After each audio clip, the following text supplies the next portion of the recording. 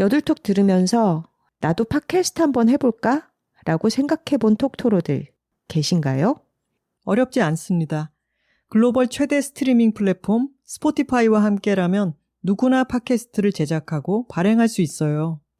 녹음부터 편집은 물론 여러 다른 팟캐스트 플랫폼에 한 번에 배포하고 관리할 수 있습니다. 좋은 걸 좋다고 말하는 여들톡처럼 이제 여러분의 이야기를 세상과 나눠보세요. 스포티파이가 여러분을 도와줄 거예요. 지금 바로 스포티파이에 가입하고 팟캐스트를 시작해보세요. 심지어 무료입니다.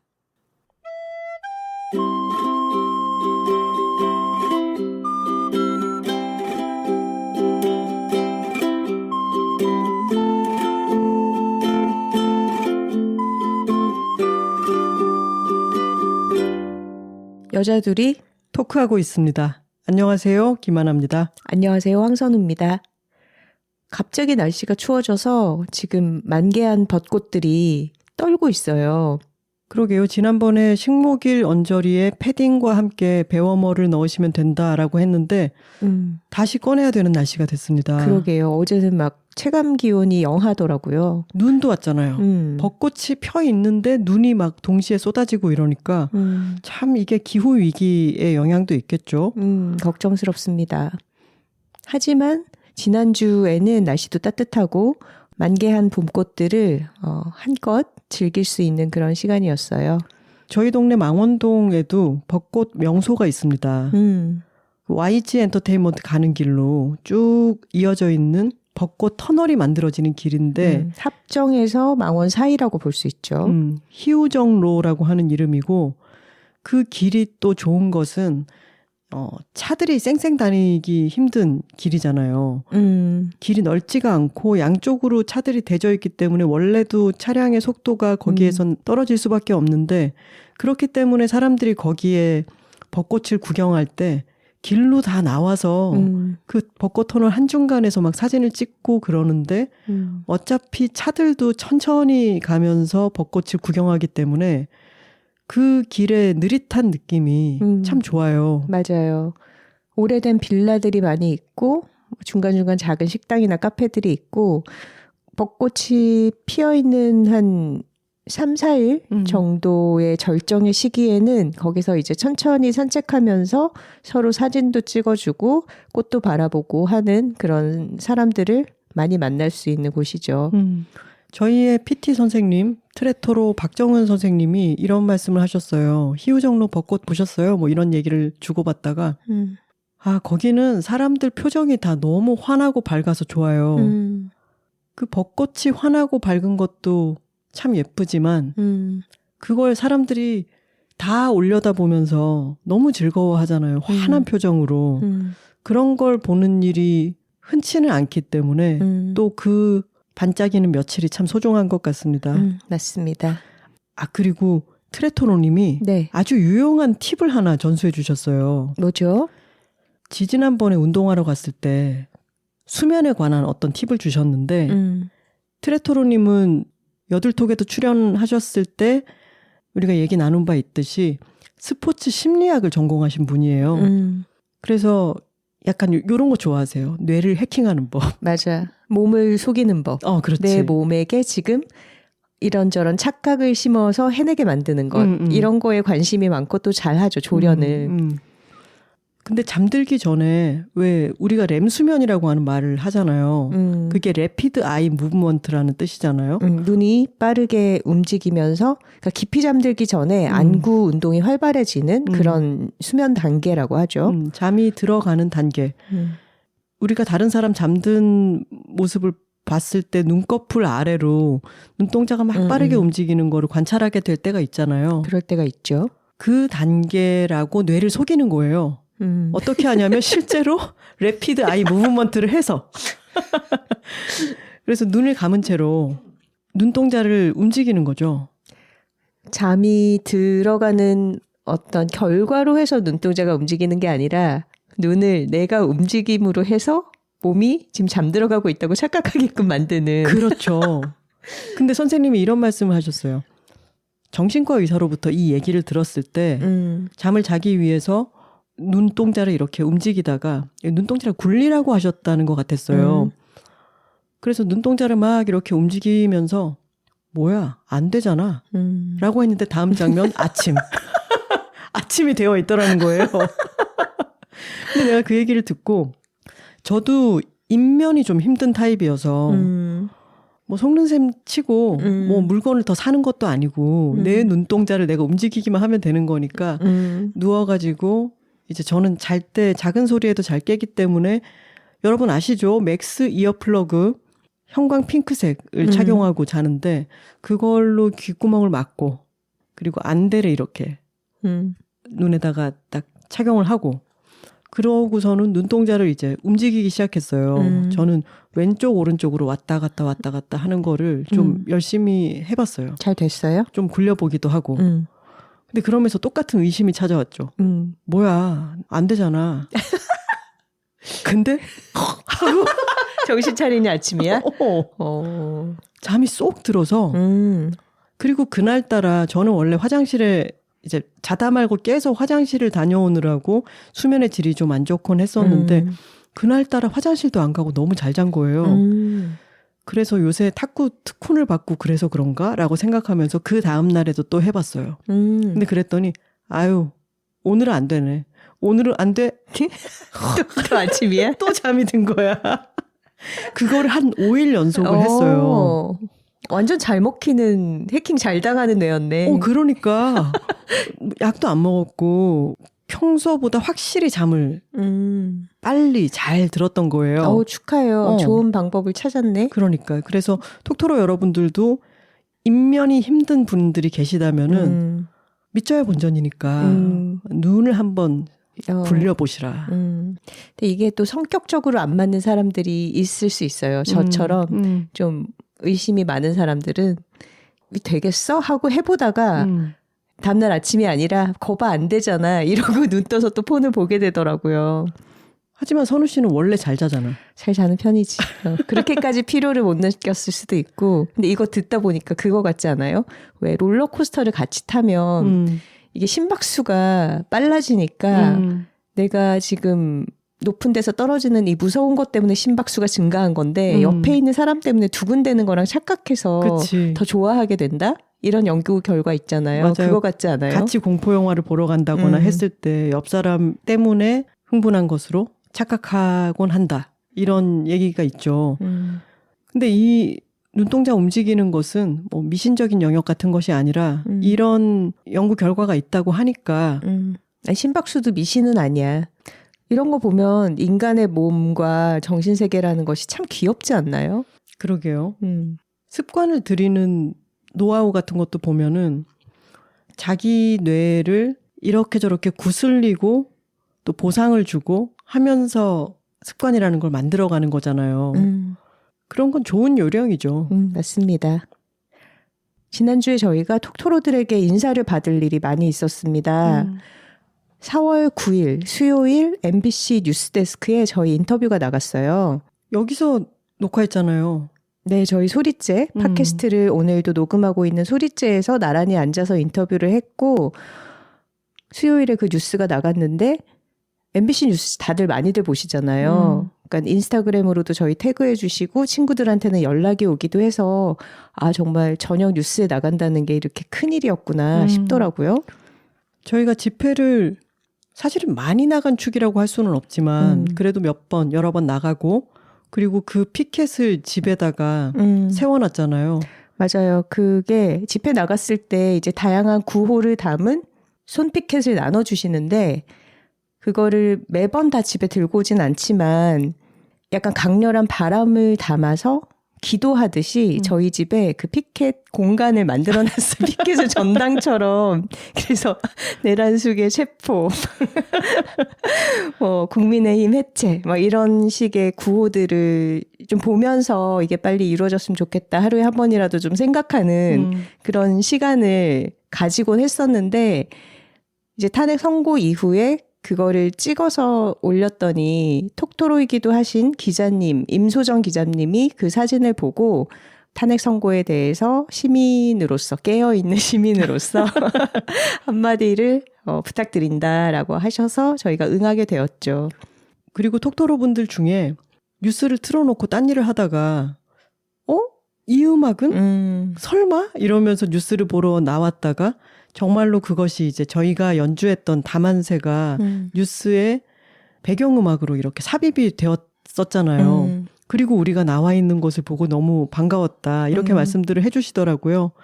저희가 연주한, 서사음이 연주한 다만세가 MBC 뉴스데스크에 나왔습니다. 네, 그걸 또 깨알같이 갖다 쓰신 것도 임소정 기자님이 톡토로시기 때문에 이 모든 맥락을 다 고려해서 저희의 음악까지 사용을 하신 거죠.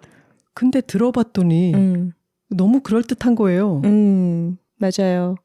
서사음이 이렇게 공중파 뉴스에까지 진출을 하게 되었습니다. 그리고 그 뉴스 꼭지에 저희 앞에 나왔던 분은 또 누구셨냐면은 여둘 애들을 우리가 진행하기도 했던 여러분 배 하면 어딥니까? 주원농원이죠. 주원농원이죠. 주원농원 사장님 트위터 활동명 향연님께서 김후주님이 트랙터를 모는 모습, 농장을 이렇게 관리하는 모습 이런 것과 함께 또 광장에서 굉장히 큰 역할을 해주셨잖아요. 김우주님의 얘기가 또 길게 나오는데 그걸 보니까 너무 반갑더라고요. 네, 깨어있는 시민 1, 2, 3으로 저희 3명이 출연을 했습니다. 그리고 지난주에 참 뭐가 많았네요. 우리가 뉴스에 나오기도 했지만 여둘 뉴스 시간 같습니다. 그러네요. 여둘 뉴스 시간에 이제는 문화면을 좀 짚어볼 시간이네요. 저희가 지난번에 여둘톡 143화를 올려놓고 그날 화요일에 톡토로 투게더 관련한 회의도 한번 하고 그리고 MBC 뉴스 인터뷰를 마친 뒤 공연을 보러 갔습니다. 참 바쁜 하루였네요. 네. 이자람 장군님의 공연이었죠. 네. 자람 장군님의 새로운 창작 판소리 작품 눈이 세계 초연되는 무대를 보러 갔습니다. 왜냐하면 이 작품은 이제 앞으로 굉장히 많은 세계 곳곳의 도시에서 무대에 올려질 것이고 이번 한국 공연이 그 최초로 관객들과 만나는 자리였어요. 또 하나의 걸작이 탄생을 했습니다. 이 공연 다음에 다시 한국에서 공연을 하게 되면은 톡토로 여러분 꼭 가서 보시길 권합니다. 네. 저희는 자람님과 만나서 대화를 나누면서 새로운 작품을 어떤 원작을 선택해서 극화할 것인가의 고민 단계부터 그 과정을 지켜봤잖아요. 그래서 이렇게 완성된 작품이 선보여졌을 때 그거를 보는 감격이 더 컸던 것 같아요.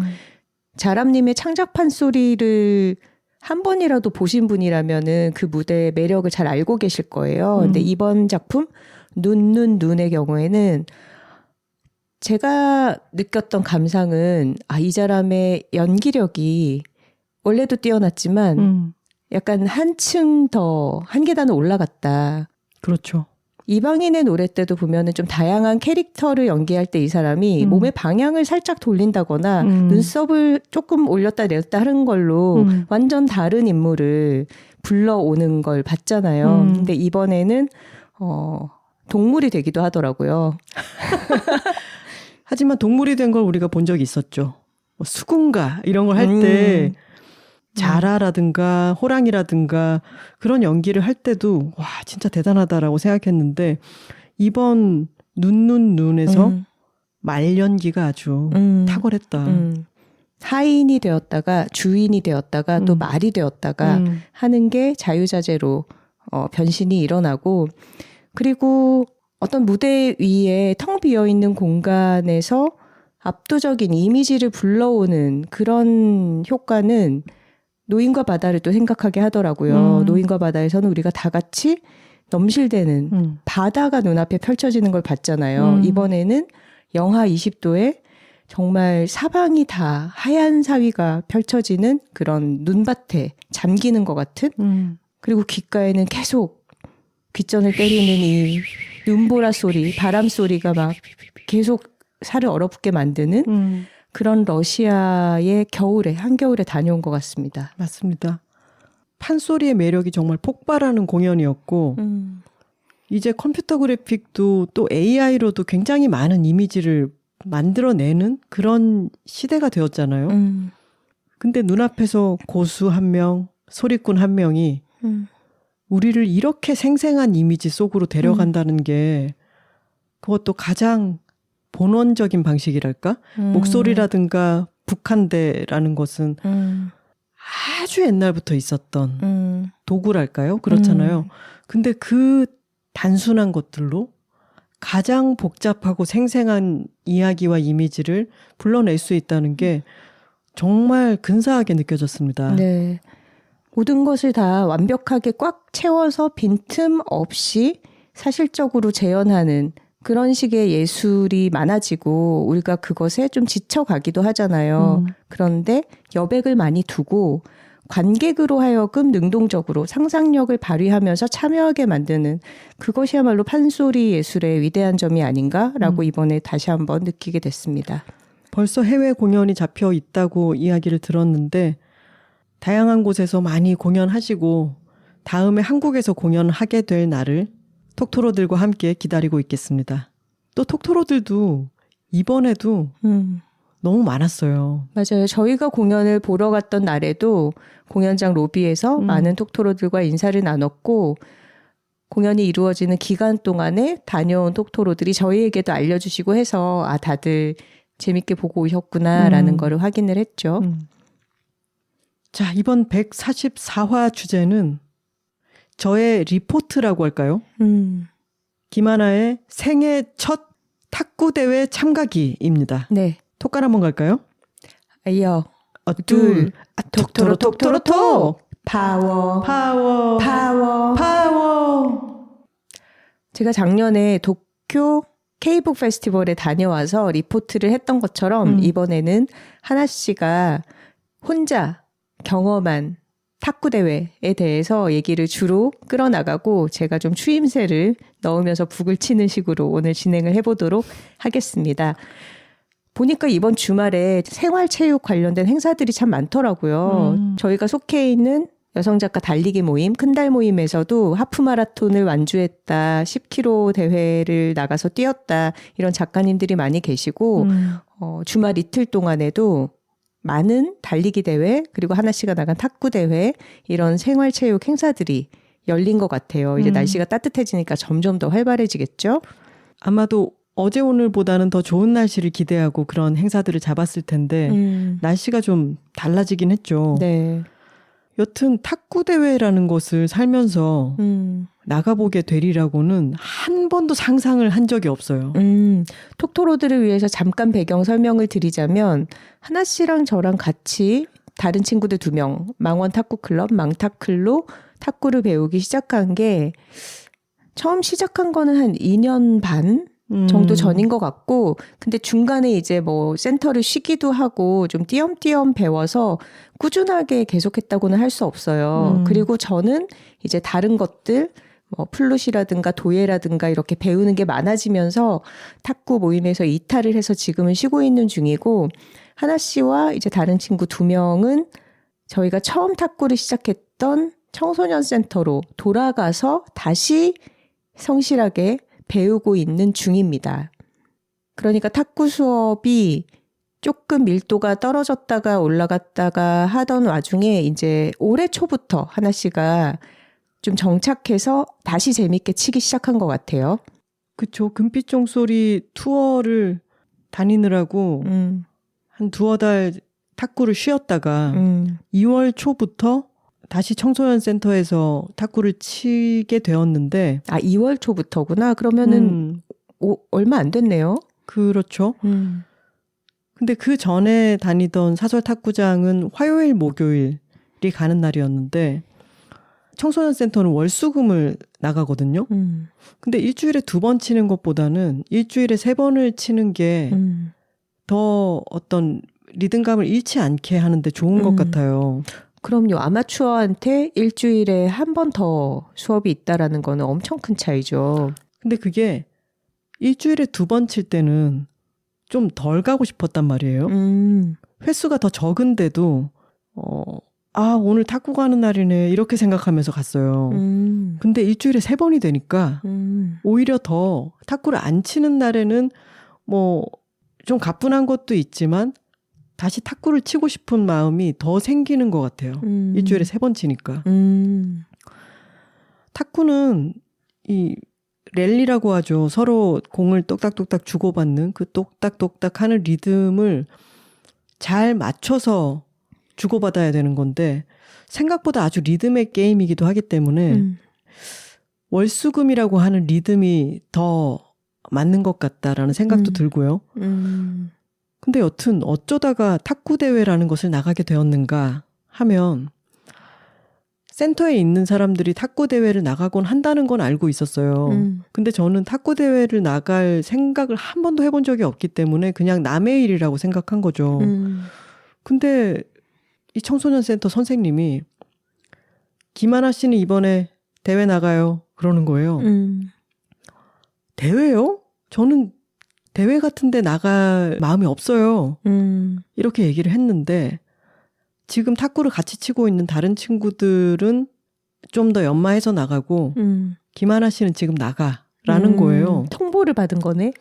권고죠. 권고 출전. 그래서 저는 울렁증도 있고 그냥 여기서 탁구 재미있게 치는 게 좋아요 라고 했는데 백지혜 작가도 그렇고 나가봐. 경험이 될 거잖아. 이렇게들 얘기하고 또 같이 탁구 치는 선배들도 나가면 재밌어. 그리고 이제 저와 나이 차이가 꽤 나는 선배님이 계신데 선배님 이번에 탁구 대회 나가신다면서요. 선생님이 저도 나가보래요. 라고 했더니 가끔 대회를 나가야 심장이 튼튼해져. 라고 하시는 거예요. 그분은 제가 다닐 때도 항상 대회를 준비하고 계셨어. 그때 당시에도 뭐 이런 대회가 1년에 2번 정도 열리잖아요. 그러면 그때도 대회를 앞두고 특훈을 받고 계셨거든요. 그러니까 어찌 보면 어떤 사람들한테는 대회라는 게 자기의 성과를 펼쳐 보여줘야 되는 목표 같은 거라면 그분에게는 그냥 늘상 있는 내가 탁구를 즐기는 과정 속에 있는 이벤트? 이 정도의 느낌인 것 같더라고요. 그래서 조금씩 정말? 대회를 한번 나가보나? 이런 생각을 하고 있을 때 또 큰 요소 하나가 뭐였냐면 대회 있는 곳이 우리 집에서 3분 거리야. 너무 가까워 버렸다. 집에서 엘베 타고 내려오면 바로 저기 보여. 이렇게 가까운 데서 그리고 우리에게 너무 익숙한 공간에서 대회가 열리는데 우리가 그 코로나 때 접종받으러 갔던 데잖아요. 접종받은 곳도 그곳이었죠. 맞아. 다용도로 쓰이는 큰 강당 같은 곳에서 이번에는 탁구 대회가 열리는 건데 나는 어디 멀리까지 가서 막 지리도 모르고 그런 데에서 하는 것보다는 바로 앞에서 하는데 그냥 경험 삼아 쓱 가보기에 괜찮지 않나? 이런 생각이 점점 든 거죠. 그리고 탁구 대회를 경험하고 오면 여둘톡 에피소드가 하나 생기지 않을까라는 마음도 내심이 있었어요. 근데 선생님이 콕 집어서 김하나 씨는 이번에 나가봐요 한 게 하나 씨가 같이 비슷한 시기에 시작한 친구들 중에서는 제일 잘 치잖아요. 근데 제일 승부욕이 없어요. 성격적으로.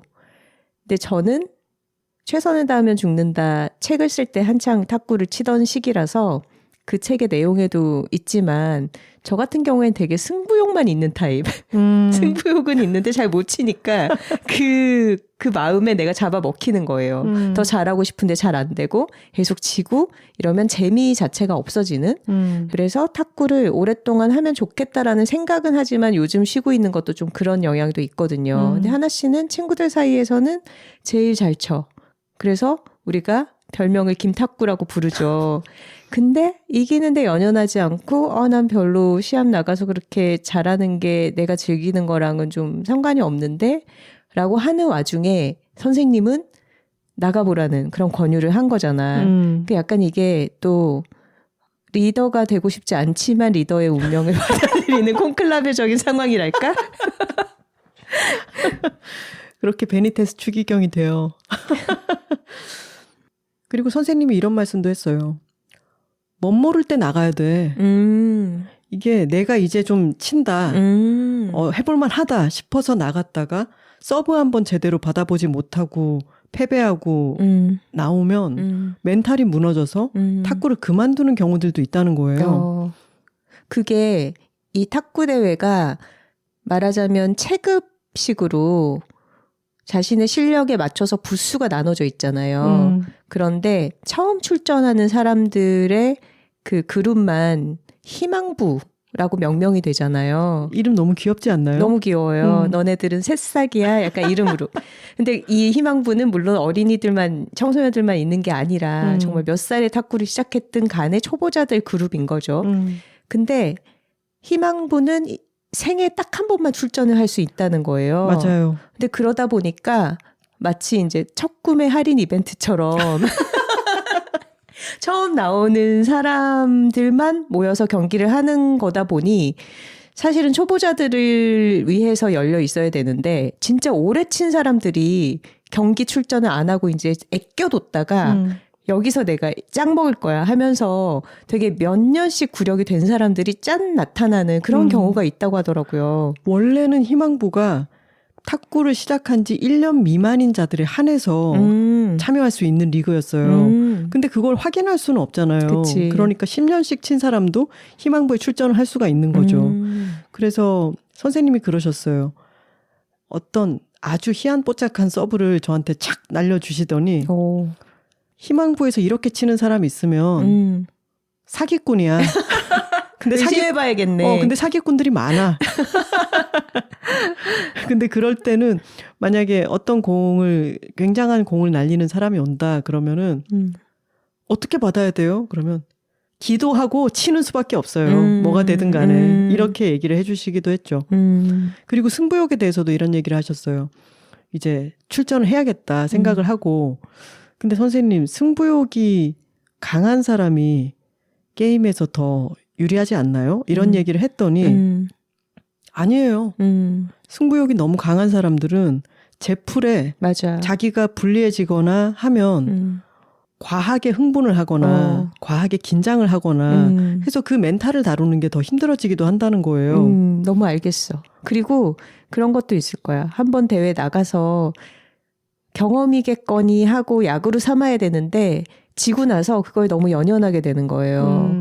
그래서 흥미가 확 식게 되는? 저는 너무 알겠어요. 제 성격이 그런 쪽이라서. 근데 선생님이 게임 중간에 그런 얘기도 하셨어요. 잠깐 쉬는 시간 있었는데 김밥 먹으면서 우리가 다 졌거든요. 청소년 센터 출전 팀들이. 아, 지금 하나씩 경기 결과를 이렇게 바로 알려주는 거예요? 아, 경기 결과부터 먼저 말씀드리자면은. 이거 지금 되게 쫄깃하게 끝에 가서 밝히는 거 아닌가 생각했는데. 아, 그래? 너무 기대를 하게 되면 안 되니까. 저는 전패했습니다. 전패라 해도 사실 2번의 경기를 하는 건데. 예선전에서 네. 3명이 한 조가 되어서 이제 2명씩 시합을 하면서 나머지 1명은 심판을 보는 그런 건데. 오전 3승제로 하는데 저는 첫 번째 분과도 3판 내리지고 두 번째 분과도 이제 3세트 내리진 거죠. 두 번째 분과는 그래도 11대 9까지 가는 접전을 약간 벌이기도 했지만 근데 어쨌든 다 졌어요. 졌지만 아주 얻은 게 많았고 그리고 대회에 출전한 거에 대해서 아 이게 너무 재미가 있구나. 그리고 스스로 되게 자랑스럽기도 하고 그런 마음이 들어요. 아니 그러면은 나가길 잘했네요. 나가길 잘했죠. 전 다음에 또 나갈 건데요. 오. 아까 청소년 센터 선수들이 다 졌다 맞아. 이 얘기를 하고 있었어요. 단식에서 다 졌어요. 물론 조금 더 올라가신 분도 있었지만 뭐 준결, 결승 이렇게 가는 분들은 진짜 어마어마한 분들이더라고요. 순위권에 드는 건 진짜 어렵겠지. 근데 다 지고 나서 김밥을 먹고 있는데 우리가 막 하하호호 하면서 소풍 나온 것 같다 막 이런 얘기를 했더니 선생님이 반 농담 삼아서 집에 가서 잠이 안 와야 돼 이런 얘기를 또 하시는 거예요. 내가 그때 왜 그랬지 이러면서 지금 그러고 있을 때가 아니야. 잠이 안 와야 돼. 이걸 반 농담처럼 얘기를 하시긴 했어요. 아니 그러니까 집에 가서 잠이 안 오는 이 분해하는 성격과 잘하는 실력이 결합돼야 되는데 각자 한 개씩만 있어. 그리고 이런 많은 사람들이 있고 내 실력을 가늠해 볼 수 있는 이런 곳에 나가보는 건 처음에는 물론 긴장이 되겠죠. 하지만 한편으로 그런 생각이 들었어요. 저는 지금 우리 이번 톡토로 투게더도 800명 관객이 오시잖아요. 근데 그 전에 500명 이상 앞에서도 잘 이야기를 하고 많은 사람들 앞에 노출되는 게 그런 경험이 이제 책을 내고 나서 북토크를 다양하게 하면서부터니까 이미 10년 정도가 지났잖아요. 그래서 이제는 웬만큼 많은 사람들 앞에서 덜 떨게 됐단 말이죠. 훨씬 자연스러워졌죠. 근데 그런 현상이 이 대회에도 있을 것임을 저는 이제 경험상 알고 있는 거죠. 그리고 제가 좋아하는, 우리 둘이 좋아하는 모토가 하면 된다 보다는 하면 는다를 좋아하잖아요. 그래서 그때는 이제 앞으로도 대회를 나가야겠다라고 생각하고 있던 건 아니었지만 이런 걸 경험해 본다면 다음에 또 다른 비슷한 경험을 하게 될 때 조금 더 유리해지고 조금 더 편안해지기도 할 테니까 분명히 좋은 경험이 될 거라고 확신했어요. 맞아요. 그런 게 경험이죠. 예전에 알던 친구가 유도를 했었는데 이 격투기 하는 사람들은 이렇게 경기할 일이 많잖아요. 그리고 시합 같은 데서 붙을 때 이제 악수를 하잖아요. 이제 같이 잘 부탁드린다 이러면서 나랑 경기할 상대자랑 이제 악수를 하면 그 손의 악력과 이 손을 잡을 때 몸의 접촉에서 느껴지는 기운만으로도 오늘 이길 수 있을 것 같은데? 아, 오늘 졌다. 이게 느껴진다는 거예요. 그리고 그 감이 대부분 맞대요. 근데 좀 궁금했어요. 탁구 지금 2명과 경기를 해본 건데 처음에 공이 오갈 때부터 이 사람과의 경기는 어떻겠다 이런 게 조금 느낌이 오나요? 그 앞에 이제 그 악수와 비슷한 게 랠리거든요. 게임을 시작하기 전에 첫 서브를 넣기 전에 상대와 악수하듯이 서로 공을 똑딱똑딱 주고받는 거를 꽤 길게 해요. 몸을 좀 푸는 의미이기도 하고 랠리를 할 때부터 이미 내가 지겠구나라고 하는 거를 알았어요. 그리고 진짜? 저는 이 모든 이 대회에서 출전할 만한 뭐 자격이 따로 있는 것은 아니지만 아직 그 수준은 아니었어요. 객관적으로 봤을 때. 하지만 선생님이 출전하라고 했던 것은 저한테 아주 좋은 영향이 된 것 같아요. 탁구를 더 열심히 치고 싶어졌거든요. 기량 기술도 더 연마하고 싶어졌고.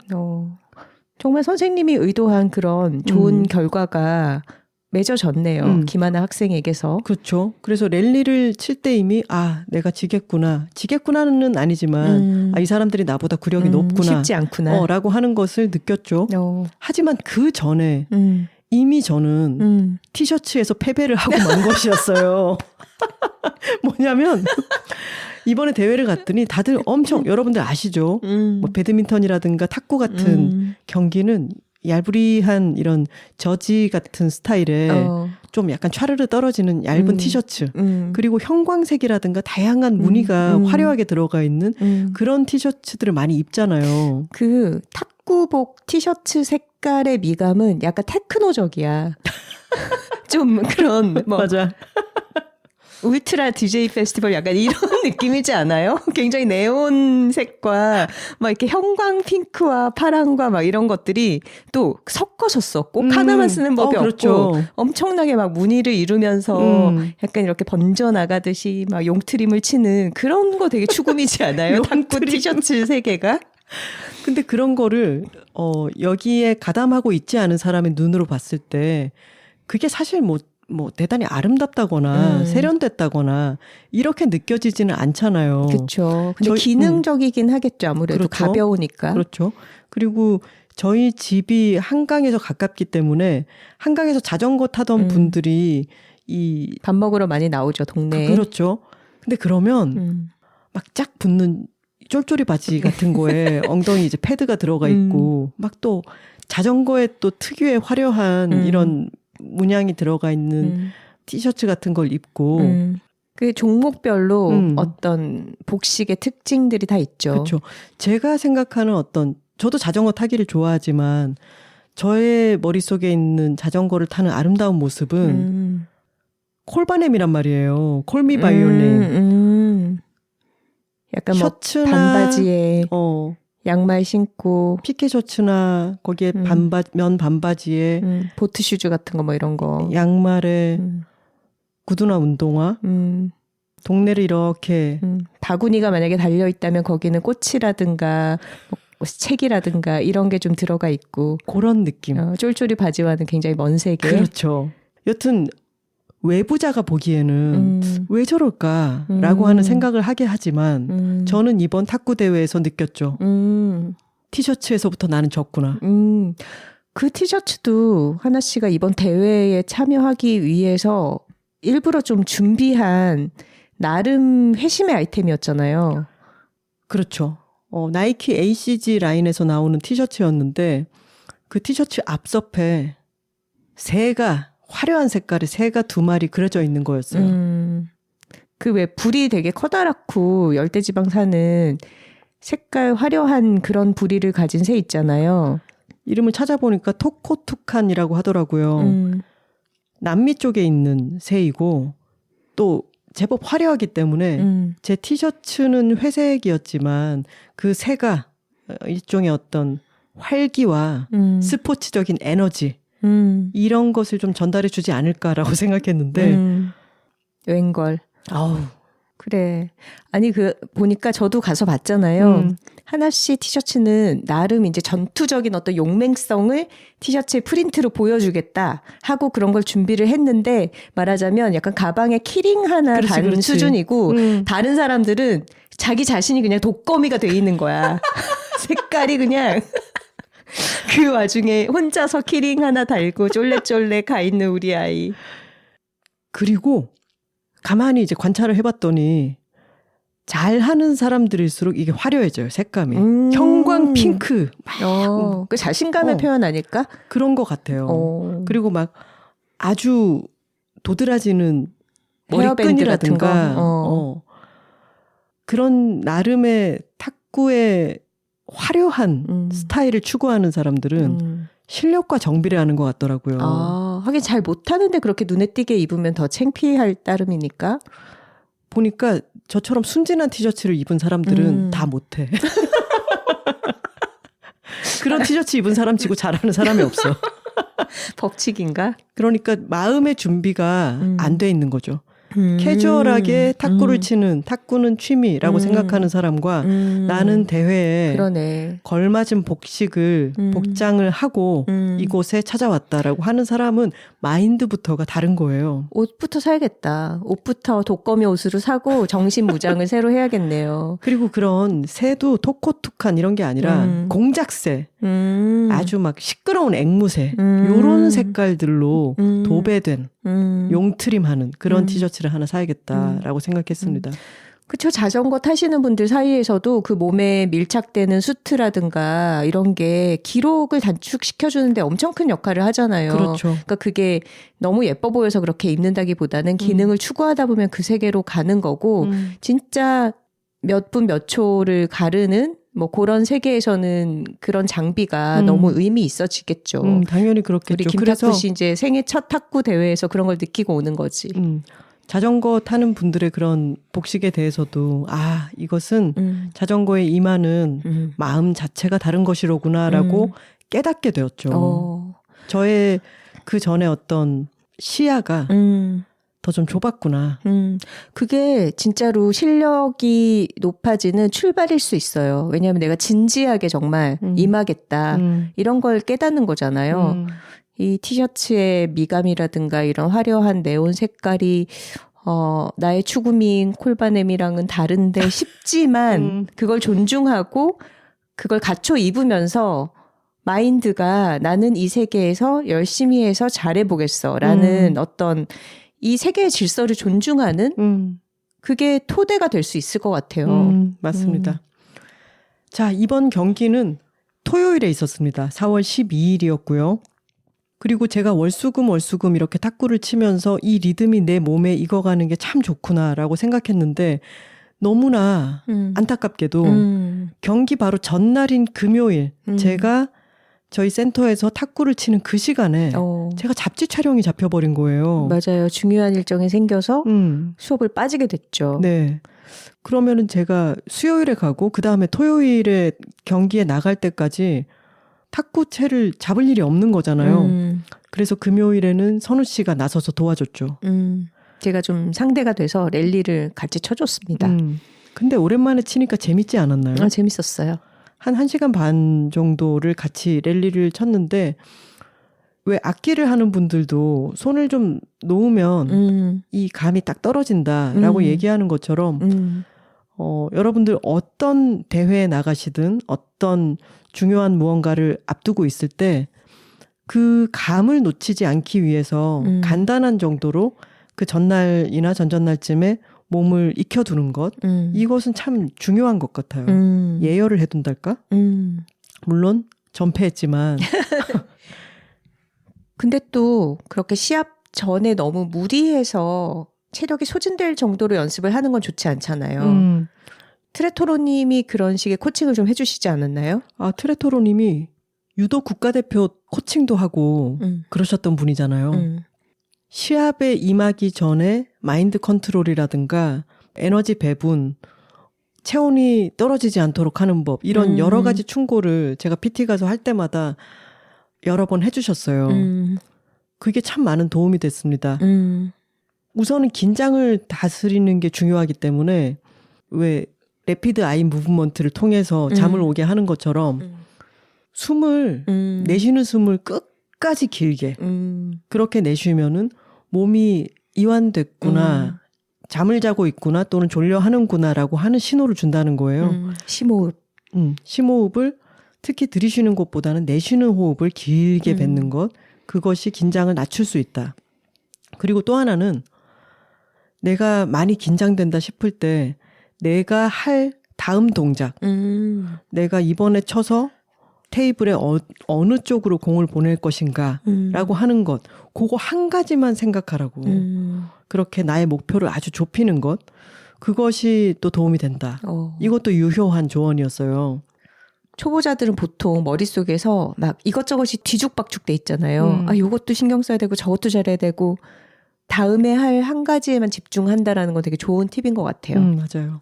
인지자원의 과부하를 낮춰주는 거죠. 그리고 저는 시합 시작하자마자 얼마 지나지 않아서 예선 탈락을 했기 때문에 소용이 없어졌지만 에너지 젤도 도움이 된다. 왜 신유빈 선수가 경기 맞아요. 중간에 이렇게 빨아서 먹고 나는 그런 것이 중간에 에너지를 많이 쓰고 있는데 갑자기 밥을 먹거나 할 수는 없잖아요. 에너지 젤을 먹으면은 그 에너지를 많이 보충할 수 있다. 그러면서 또 저한테 주셨고 또 저의 직속 선배. 직속 선배라기보다 탁구를 시작한 지 그렇게 오래되지 않은 선배가 지금까지 이제 대회를 3번째 나가는 선배가 있어요. 근데 그분이 맨 처음에 희망부로 대회 나갔을 때 남편이랑 애들도 다 오라 그러고 그분도 하자마자 예선 탈락을 했는데 온 가족이 그걸 같이 지켜보고 그렇게 다 불러놓고 그리고 공이 막 이리저리로 튀잖아요. 한 점수가 나고 나면 꼭 그것은 이제 받아치지 못했다는 거니까 한쪽에 공이 주워와야 되니까 굴러다니고 그걸 주우러 가야 되는데 자기가 공을 주우러 갈 때 빨리 가서 막 뛰어가가지고 공을 주워와서 빨리 서브를 넣고 그랬다는 거예요. 다들 이제 패를 끼치면 안 된다 이런 생각을 하니까 경기의 흐름을 내가 지체시켜서는 안 되겠다. 막 이렇게 조심하는 거죠. 그리고 중간중간 방송하거든요. 속히 경기를 진행해 주십시오. 이런 얘기들을 해요. 근데 그분의 남편이 그걸 지켜보고 있다가 끝나고 나서 왜 그렇게 공을 빨리 집으로 가서 막 달려와가지고 바로 생각도 하지 않고 서브를 넣냐. 그러면 안 된다라고 얘기를 해줬다는 거예요. 그러면서 저의 그 선배가 하나씩 공 주우러 천천히 가.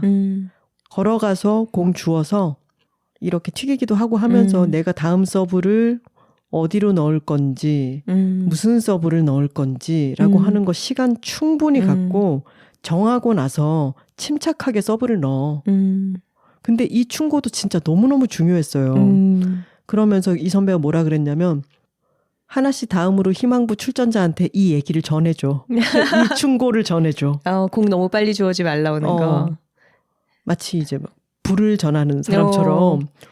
근데 이게 아주 중요합니다. 트레토로님이 다음 동작 어떻게 할 건지만 신경 써라라고 하는 것처럼 서브를 생각하지 않고 또 마음의 갈피를 제대로 잡지 못한 채 서브를 넣게 되면 좋은 서브를 할 수가 없어요.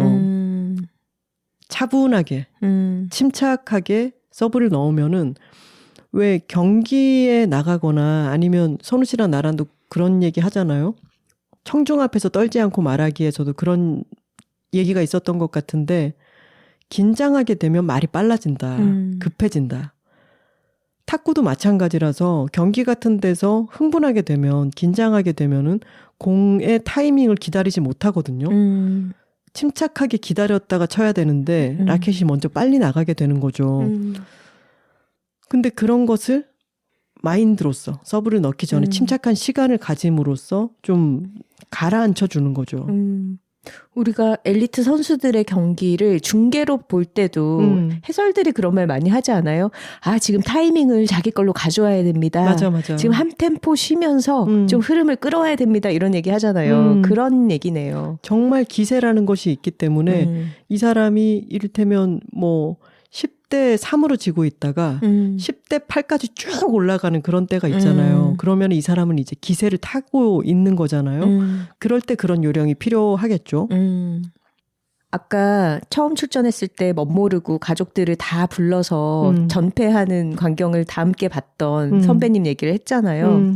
그 얘기를 들으니까 생각이 났는데 사실 제가 응원을 하러 갈까 말까 할 때 하나 씨가 오지 말라 그랬어요. 그리고 워낙에 이제 집 앞에서 하니까 친구들도 되게 궁금해하고 이후 김민철 작가도 구경하러 갈까 이랬는데 오지 말라고 하더라고요. 근데 너무 더 떨리잖아요. 아니 그래도 되게 첫 경기에 참여하는 거니까 가서 이제 응원도 해주고 싶고 구경도 하고 싶으니까 그래도 가야지라고 생각을 하고 하나 씨가 좀 일찍 가고 나서 저는 시작한 지 한 1시간 이상 지났을 때 맞춰서 가야겠다 해서 갔어요. 가서 이제 그때는 하나 씨가 시합하기 전이었어. 뭔가 순서에 따라서 진행이 되는데 저는 아침에 8시 반까지 갔죠. 그래서 10시쯤 가가지고 이렇게 구경을 하고 있는데 하나 씨는 저기서 이제 선배들이랑 얘기하고 있는 게 보이고 이제 다른 팀들의 경기가 진행이 되는 거예요. 그래서 저도 이제 탁구를 지금은 쉬고 있지만 그래도 탁구인이라고 생각을 하니까 거기서 한 테이블 한 테이블씩 경기를 이렇게 눈여겨서 봤어요. 수준이 너무 높은 걸 생각보다. 우리도 이제 센터에 가면은 뭐 우리끼리 하는 거는 뭐 말할 처지도 안 되고 선배님들이 경기를 하는 걸 봐도 저 정도면 되게 잘한다 싶은 그런 느낌의 시합들도 있기는 하지만 어쨌거나 이 대회의 게임들을 봤더니 초보자들 경기라고 들었는데 되게 잘하는데? 싶으면서 너무 재밌는 거예요. 아니야, 선우 씨가 봤던 그 남자 단식 경기 이런 거는 초보자들이 아니라 아, 그래요? 그 제일 뒤쪽에 있는 테이블들은 희망부이기도 하지만 아주 잘하는 사람들도 다 같이 있는 대회였어요. 아니 그래서 너무 수준이 높아가지고 이거 되게 쉽지 않겠는데 되게 경기 수준이 높은데 이러면서 보고 있었어요. 그러고 나서 이제 좀 있다가 하나씩 이름이 불리더니 테이블에 자리를 잡고 심판을 먼저 보기 시작하더라고요. 3명이 한 조가 되어서 배정된 사람들에게 종이가 주어져요. 그 종이를 들고 22탁으로 가십시오라고 하는데 탁이라는 것은 이제 테이블을 지칭하는 거죠. 탁구할 때 탁. 탁자는 탁이 탁구할 때 탁이야? 그렇지 않아? 테이블 테니스잖아. 그 테이블 할 때 탁자 할 때 탁, 테이블의 탁, 탁구의 탁이 다 같은 탁이지. 같은 탁이야? 아, 그래? 그래서 그 배정된 22탁으로 갈 때 종이를 봤더니 저의 상대는 우리 조는 양모 씨, 저보다 연배가 있으신 분, 그리고 이분은 어떤 불꽃 모양의 화려한 어떤 문양이 그려져 있는 티셔츠, 그리고 머리에다 이렇게 띠도 묶었잖아요. 그리고 그런 불꽃 화염 색깔의 머리띠를 이렇게 탁 묶고 레드립, 되게 세 보였어. 빨간 립스틱을 바른 그런 분이었고 또 대조적으로 또 다른 김모 씨, 이분은 대학부였어요. 대학 동아리로서 탁구를 치고 있고 근데 정말 너무 풋풋하고 순한 느낌이랄까? 그런 대학생 김모 씨 그리고 저 이렇게 한 팀으로 배정이 되어 있었고 그 두 분이 먼저 붙고 저는 심판을 보는 거였죠. 근데 이 22탁은 제일 끝이었기 때문에 거기에 문이 이렇게 열려 있었는데 날씨가 추워서 찬바람이 이제 들어오는 거예요. 그래서 제가 심판을 보려고 앉아 있는데 그때 선배들이 웃옷을 입고 기다리는 것들을 그 전에 봤기 때문에 저도 웃옷을 입고 있었어요. 그것도 중요한 노하우인 것 같아요. 내 몸이 식지 않도록 하는 거. 만약에 그치. 저 반팔 입고 그 바람 부는 자리에 앉아 있었으면은 몸이 더 차가워져서 더 떨렸을 것 같아요. 여튼 저는 선우 씨가 안 왔을 거라고 생각했는데 선우 씨도 그랬다면서요. 제가 전패하면 안 온 척 해야지. 나 안 갔어. 다치면은 그냥 아유 안 봤어 이렇게 하려고 마음의 준비를 하고 있었거든요. 근데 거기가 너무 저희 집 앞이잖아요. 그리고 동네 친구들이 많다 보니까 친구가 운동장 걸으면서 여둘턱 듣다가 제가 체육센터에 걸어가는 거 아침에 본 거예요. 그래서 사진을 찍어서 좀 전에 운동하러 가는 거 봤다고 저희 같이 있는 단톡방에 올린 저도 거예요. 저도 있는 단톡방에다가 그걸 포착해서 제보를 얼결에 하게 된 거예요. 그래서 뭐 안 왔다고 거짓말도 할 수 없게 됐고. 그래서 이제 제 차례가 되어서 게임을 하는데 아까 말씀드렸죠. 랠리를 하면서 이미 이 사람들이 나보다 수준이 높구나라고 생각했고 저의 마음은 침착하게 내가 내 실력보다도 못하는 그런 경기는 하지 않아야겠다라고 했는데 저는 그것은 달성했어요. 그래서 뿌듯하고 경기를 하는데 그 전에 이런 얘기를 들었거든요. 대회 나가면 떨려서 이제 스매싱이라든가 올려치기라든가 이렇게 강타를 하는 연마했던 이제 기술을 못 쓴다. 이제 보통 그걸 때린다라고 하는데 못 때려. 대회에선 다 떨리기 때문에. 그리고 이제 커트볼이라고 해서 이 라켓을 눕혀가지고 스핀을 걸면서 훨씬 더 힘보다는 천천히 공을 받아내는 그런 기술을 대부분 쓴다라고 얘기를 들었어요. 근데 다 때리더라고요. 저도 그래서 여러 번을 때려서 실수도 많이 했지만 득점을 하기도 했어요. 그럴 때는 뭐 그 세트가 누가 가져가든 상관없이 굉장히 짜릿했겠다. 그럼요. 그리고 내가 때릴 수 있는 사람인데 대회에서 떨려서 못 때렸다라고 하면 좀 아쉬운 마음이 있었을 것 같은데 죽이 되든 밥이 되든 저는 때리기도 했고 그걸로 득점도 몇 번을 했으니까 참 좋았죠. 근데 제가 득점을 했을 때 2층에서부터 저를 응원하고 있는 사람은 지금 없으니까 우리 선배님들도 다 경기하느라 바쁘단 말이에요. 그리고 저는 우리 특훈 팀에 7명이었는데 제일 막내였고 희망부의 유일한 출전자였어요. 그러니까 나를 응원하고 있는 사람은 분명히 없어야 되는데 누가 외로이 박수를 치는 거예요. 근데 위쪽은 관중석인데 그게 나였어. 왠지 이거 선우 씨가 온 거 아니야? 라고 생각했지만 올려다봐서 선우 씨랑 눈이 마주치면 내가 마음이 너무 복잡해질 것 같아서 일부러 올려다보지 않고 아니 그게 나는 조용히 보다 가려고 했는데 그게 일단 방해를 받았잖아. 그 물 건너 갔잖아. 걸렸잖아. 그런 상황인데 하나 씨는 이제 와서 보고 있으면 부담된다. 만약에 영상 같은 거 찍으면 진짜 그것 때문에 지는 거다. 막 엄청 나한테 얘기를 했기 때문에 나는 아무것도 하지 말아야지 하고 조용히 보고만 있었어요. 근데 그 상대 선수들 양모 씨와 김모 씨 그 동료들이 엄청 가서 응원해 주는 거예요. 특히 이제 그 양모 씨는 사설 탁구 동호회 소속인 것 같고 거기는 이제 조금 덩치가 큰 남자들도 있고 막 이렇게 해서 몰려가서 약간 그런 게 좀 또 기세잖아요. 같이 막 이렇게 유리하게 말도 해주고 막 잘한다고 박수도 치고 응원도 하고 그리고 김모 씨는 이제 대학생들이니까 같은 대학생 선수들이 가서 막 중간에 막 이렇게 응원해주고 으쌰으쌰 하는데 우리 김탁구만 혼자인 거야. 그 내가 선생님을 막 열심히 찾았어. 선생님 보이지도 않아.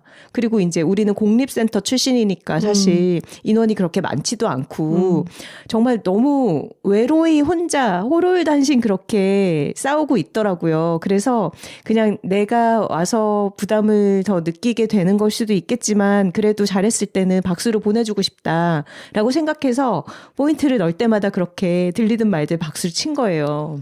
나는 외롭고 싶었다고.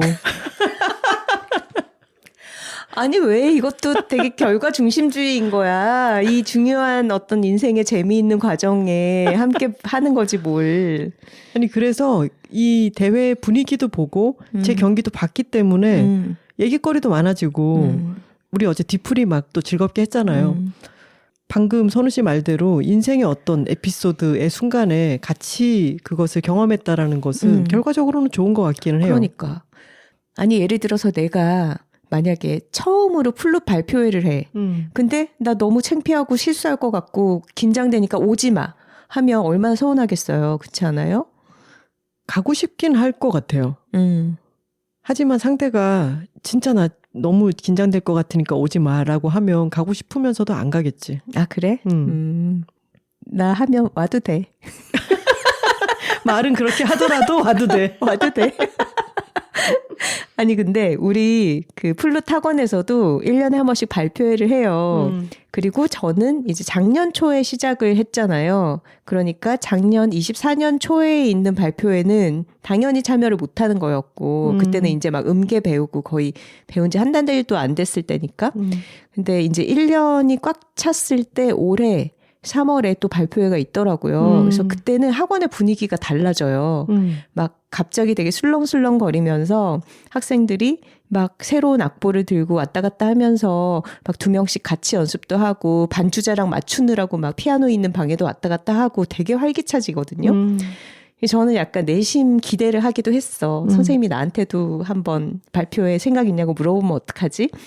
무슨 곡 하지? 약간 콘클라베에서 교황 이름 뭘로 할까? 막 속으로 생각하는 것처럼. 이 발표회는 저희 학원에서는 이제 청소년 이하 어린이들만 나가는 발표회고 성인 회원들이 있기는 하지만 예전에는 성인 회원들도 같이 발표회를 했다가 요즘은 안 하는 추세라는 거예요. 그래서 아 그렇구나 하고 그냥 받아들였는데 이제 저희 같은 학원에 저 말고 또 성인 회원으로 저의 지인이 또 다니기 시작했잖아요. 근데 그분도 똑같이 선생님한테 물어봤대요. 왜 어른들은 발표회 안 나가냐고. 그래서 선생님이 그러면은 선우 씨랑 같이 나가라. 둘이 듀엣해라. 언제예요 그러면? 내년 3월이겠죠 아마도.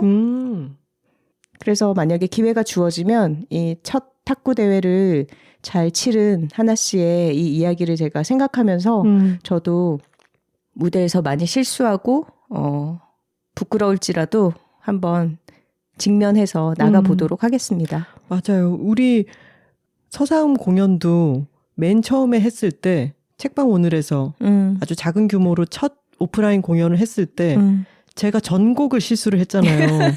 하지만 너무 즐거운 경험이었고 그때 아 손가락이 생각보다 이렇게 떨리고 짚는 게 잘 안 되는구나.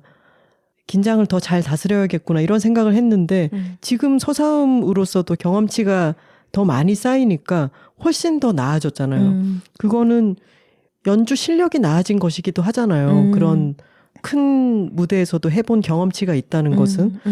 그래서 톡토로 여러분들도 어떤 무언가를 열심히 하고 배우고 연습하는 게 있다면은 그것을 다른 사람 앞에서 보일 기회가 있을 때 처음에는 당연히 실수하고 패배하고 긴장을 다루지 못해서 후회할 일도 하고 그럴 거예요. 하지만 확실하게 저희가 말씀드릴 수 있어요. 하면 늡니다. 나아져요. 이번에 또 제가 괜찮았다 싶은 것은 여러 사람 앞에서 연주를 하거나 이야기를 하거나 할 기회가 많이 있는 직업이다 보니까 그런 노출에 대해서 많이 경험치가 이미 쌓여 있어서 이번 경기를 할 때 저는 안 떨었어요. 옛날에 처음 북토크 할 때만큼 막 손이 달달 떨리고 이러지 않았어요. 서사음 맨 첫 공연을 할 때처럼 막 심장이 막 쿵쾅거리고 이러지 않았거든요. 그래서 이것도 참 좋다. 내 다른 영역에서의 경험치가 여기에 영향을 주는구나라는 생각도 들었습니다. 그리고 저는 정말 그 커다란 강당이 30개 가까운 탁구 테이블이 놓이고 거기서 많은 동호인들, 생활체육인들이 진짜 진지하게 자기의 경기에 임하는 그 광경이 너무 긍정적인 자극이었고 그리고 나중에 이제 마칠 때쯤에 하나 씨랑 같이 집에 가려고 가가지고 또 경기 구경을 조금 했잖아요. 근데 탁구라는 스포츠의 정말 멋진 점이 어떤 체력과 에너지가 다가 아니라는 점인 것 같아요. 맞습니다. 굉장히 연세가 높으신 그런 선배님들이 되게 경기를 너무 잘 풀어나가면서 젊은 사람들을 이기는 그런 광경을 보고 있으니까 진짜 이렇게 쭉 오래 운동하는 사람들을 볼 수 있다는 게 이 탁구라는 생활체육계의 굉장히 멋진 점이구나 싶었어요.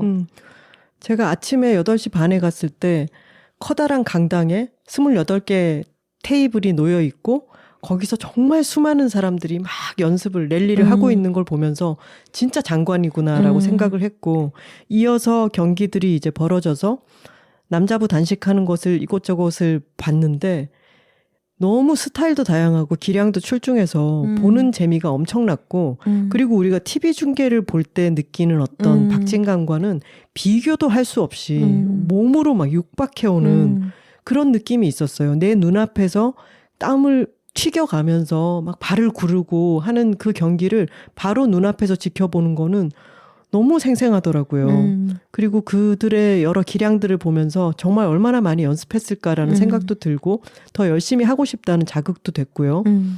그리고 선우 씨가 나중에 와서 우리 선배님들이 하는 복식 경기를 봤잖아요. 경기가 하루 종일 이어져요. 오전 한 점심시간 때까지는 단식이 계속 이어지고 단식의 준결승 뭐 이런 게 진행되면서 복식이 또 시작이 되는데 복식에 제가 그 선배님의 정확한 연배를 알지는 못하지만 따님이 40세라고 하시는 우리 선배님 두 분이 복식으로 마침 저와 예선에서 붙었던 대학생 김모 씨가 속해 있는 그 대학팀 복식조와 붙게 된 거죠. 예선에서. 근데 그 대학생들은 훨씬 에너지도 좋고 훨씬 빠르고 그렇지만 우리 선배님들이 그들을 제압했어요. 그걸 보면서 참 너무 멋지다라고 생각했는데 또 더 멋졌던 점은 안타깝게도 저희 선배님들이 패배하긴 했지만 저희 선배님들을 패배시킨 그 상대방은 우리 선배님들보다도 더 나이가 많은 분들 걸음걸이라든가 뭐 서브를 넣는 폼 같은 걸 보면은 그냥 길에서 봤을 때는 그냥 할머니겠죠. 그리고 거동이 그렇게 날렵하지도 않은 할머니처럼 보이겠죠. 하지만 이분들이 탁구복을 딱 입고 자신이 막 이리저리 뛰어가지는 못하니까 정확한 코스 그리고 받을 수 없는 위치로 찔러 넣기 그리고 무슨 빈틈이 생기면은 여지없는 강타. 와, 너무 멋있더라고요. 뛰지 않는다. 상대를 뛰게 한다. 그거지. 이분들이 운동에서 이제 젊은 사람한테는 안 되겠어가 아니라 너희들이 갖지 못한 구력을 나는 가지고 있다. 너무 아름답지 않습니까? 맞아요. 저도 그래서 저희 청소년센터에서 이번 대회 출전팀은 7명이었고 특훈을 계속했어요. 특훈 일 해봤자 우리 센터에서 월수금 하는 거에 한 30분 정도 더 남아가지고 돌아가면서 서브 넣고 받기 이런 걸 연습을 했는데 그걸 하면서 다양한 다른 6분 선배님들의 공을 집중적으로 받아볼 수 있다는 게 저한테는 굉장히 또 즐거운 경험이었죠. 많이 성장을 했을 거예요. 근데 아까 말씀드렸죠. 제가 막내였다고. 희망부 유일 출전자. 근데 저는 이제 내일 모레 50이잖아요.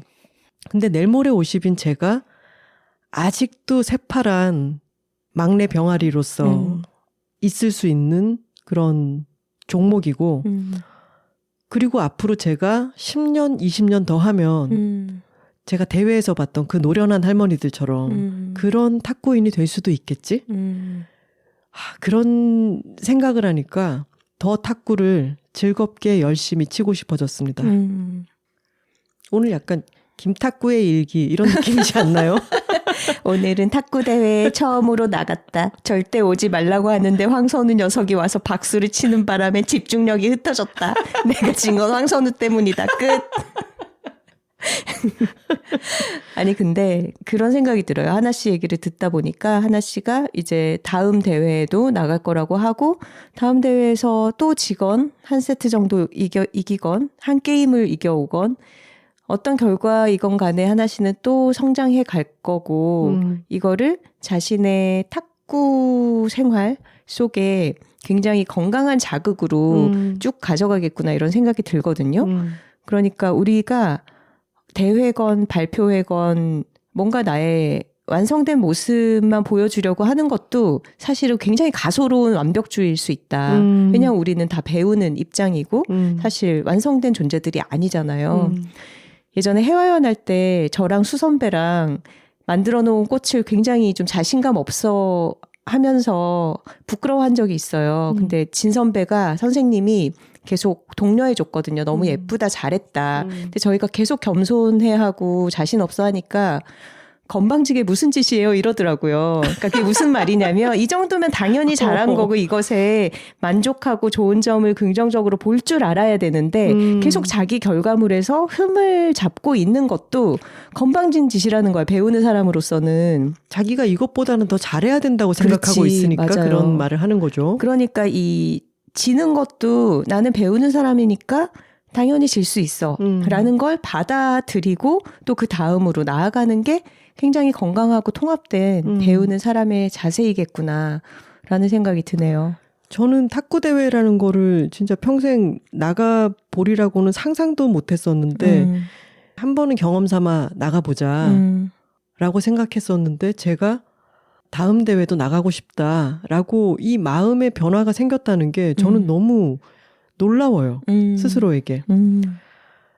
바로 어제 있었던 대회의 소식과 저의 전패 소식과 그리고 이런 달라진 마음가짐이 계속 살아있을 때 생생하게 여러분들께 전해드릴 수 있어서 아주 기쁘다는 말씀으로 김탁구의 일기를 마칩니다. 우리가 시작할 때 희우정로에서 벚꽃을 보는 사람들의 그 표정이 참 좋다. 그 광경이 아름답다 이런 얘기를 했는데 이 탁구 대회에서 만난 사람들도 크게 다르지 않았던 것 같아요. 다들 맞습니다. 각자가 자기가 좋아하는 걸 좋아하고 있는 광경, 거기에 몰입해서 열심히 집중하는 그 모습이 참 아름다웠습니다. 용트리 많은 티셔츠 고르는데 같이 가줄 거죠?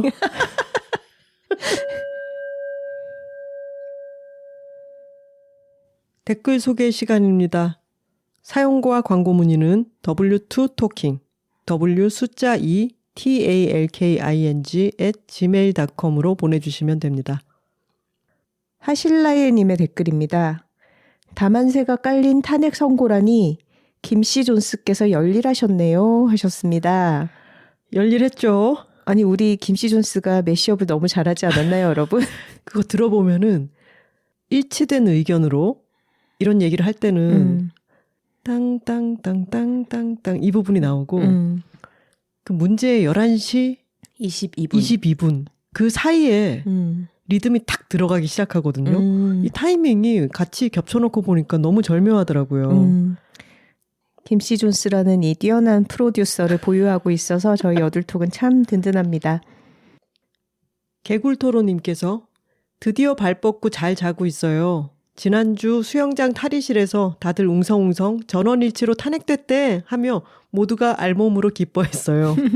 다들 그날따라 어찌나 신나게 또 수영하시는지 몸이 더 가뿐하게 운동도 더 잘 되는 느낌이었어요. 주말 내내 축제의 날들을 보내고 오늘 언니들 이야기 들으니 또 행복합니다. 대한민국은 민주공화국이다 하셨어요. 이번 회차 인트로가 좋았다는 반응이 정말 많네요. 란토로님께서도 작가님들 인트로 뭐예요? 파면 생중계의 BGM으로 깔리는 서사음의 다만새는 여둘톡이 만들어낸 민주주의를 위한 서곡이네요. 헌재의 선고를 들으면서 우리나라의 정치와 법체계 근간이 헌법이라는 걸 다시 깨달으면서 울컥했습니다. 금방 해결될 걸로 생각했지만 파면까지 너무 오랜 시간이 걸렸네요. 이번 일을 계기로 제게 주어진 모든 것이 당연한 것이 아님을 상기하게 되었고 이 결과를 얻기까지 광장을 지켜준 모든 시민들께 빚진 마음이 되었습니다. 모두 감사합니다. 민주주의 만세 하셨습니다. 평안추구님께서 업데이트 감사합니다. 기다렸어요. 기쁨을 나눌 수 있는 공간 만들어주셔서 감사드립니다 하셨습니다. 여둘톡이 이렇게 기쁨을 함께 나눌 수 있는 공간이 되어서 저희도 참 기쁩니다. 그러게요. 달콤빵책님께서 문영배 재판관님의 블로그에서 8살 여자들이 살고 있습니다를 읽은 소감을 읽었어요. 문영배 재판관님을 검색해서 나오는 글에 블로그가 링크되어 있어서 타고 들어갔습니다. 저자들은 가족의 형태가 다양해지고 있음을, 복지 정책도 현실 위에 세워져야 함을 강조한다 라고 쓰여 있었습니다. 절로 고개가 끄덕여집니다. 부러운 작가님들 최고 하셨네요. 아도라 0807님의 댓글입니다. 안녕하세요. 꽤 병아리 톡토로입니다. 저는 미국 거주 중인데 2달 전부터 요리하면서 여둘톡 듣고 있어요. 저는 정치에 관심이 아예 없다가 이번 계엄령 이후로 이것저것 많이 찾아봤는데요.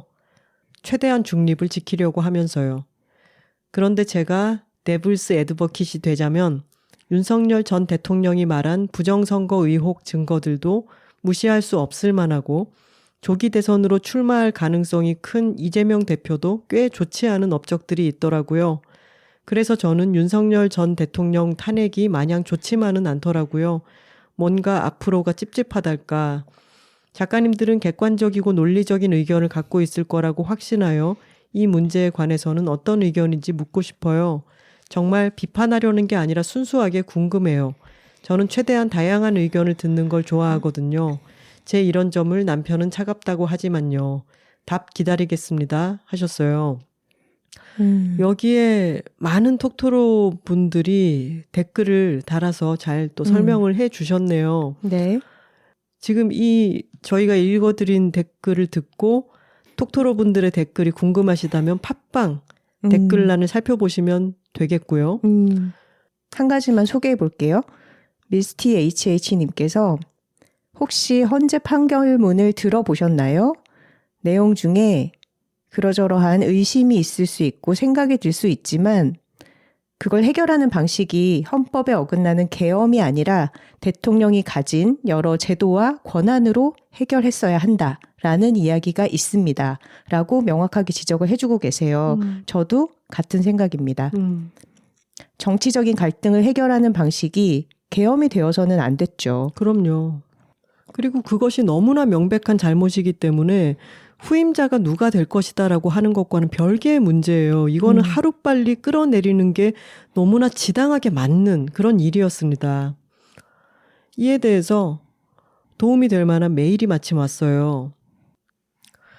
언니들 143화 대한민국은 민주공화국이다 편 뿌듯한 마음으로 잘 들었습니다.